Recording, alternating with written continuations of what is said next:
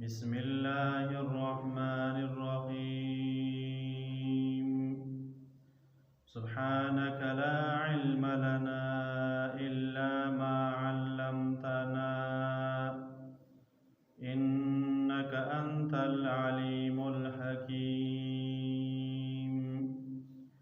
يسألونك عن الأهلة قل هي مواقيت للناس والحج وليس البر أن تأتوا البيوت من ظهورها ولكن البر من اتقى وأتوا البيوت من أبوابها. مخکې آیات کې الله رب العزت د رشوت د حرمت حکم او ذکر بیان کړو. ولا تأكلوا أموالكم بينكم بالباطل وتدلوا بها إلى الحكام. خپل منځ کې د یو بل مالونه په ناجیزه طریقې سره او د مالک د اجازت نه بغیر محروم یا د مالک اجازت ورکوي خو هغه طریقه چې کومه به استعمالېږي هغه ناجیزه وي،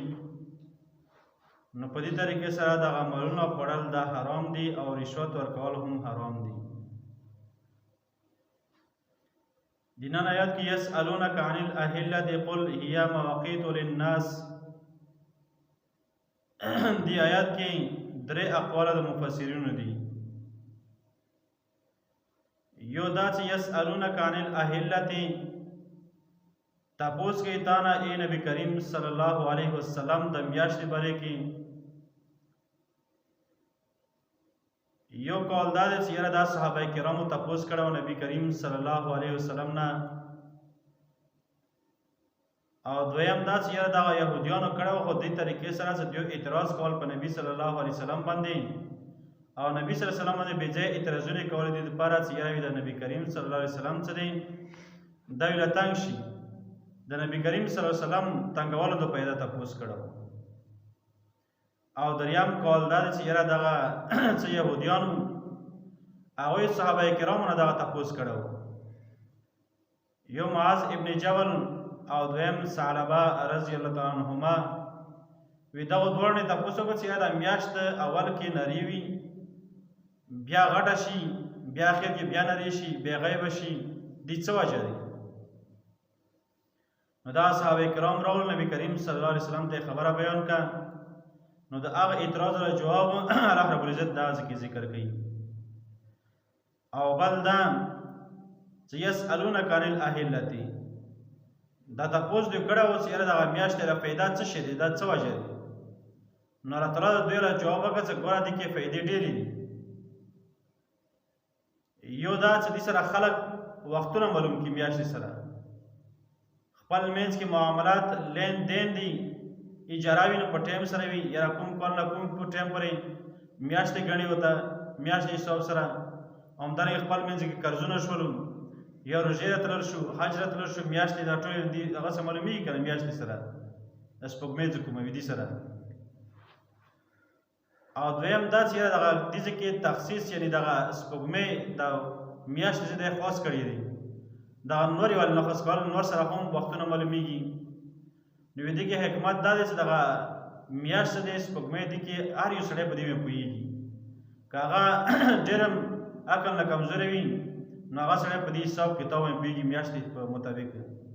او کوم دغه نور والا څه دی دغه بیا لږ مشکل وي ځکه دې کې صرف څلور موسمونه داخلېږي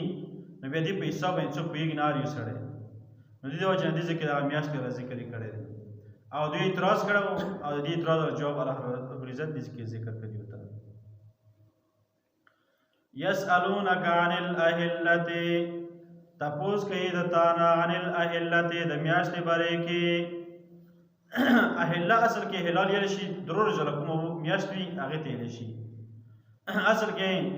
هلال یلی شي اواز اوچتول ورته چې کله هم دا څوک وکسي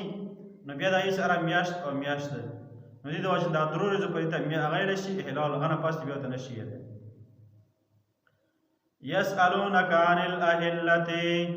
تپوس کوي تانه د میاشتې بارے کې